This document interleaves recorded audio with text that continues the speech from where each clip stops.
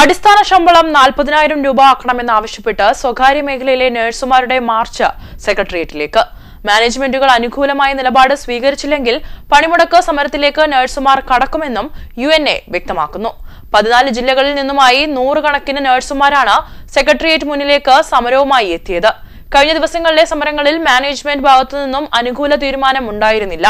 പ്രതിഷേധ സമരം കോൺഗ്രസ് നേതാവ് രമേശ് ചെന്നിത്തല ഉദ്ഘാടനം ചെയ്തു. വളരെ ന്യായമായ ഒരു ആവശ്യം ഉന്നയിച്ചുകൊണ്ടാണ് UNAയുടെ നേതൃത്വത്തിൽ ഈ സെക്രട്ടേറിയറ്റ് പടിക്കൽ നിങ്ങൾ ഈ മാർച്ച് സംഘടിപ്പിച്ചിട്ടുള്ളത്.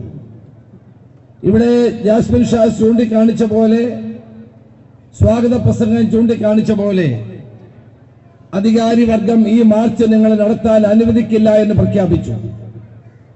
നിങ്ങളുടെ ഈ മാർച്ചിനെ തടസ്സപ്പെടുത്താൻ ശ്രമിച്ചു.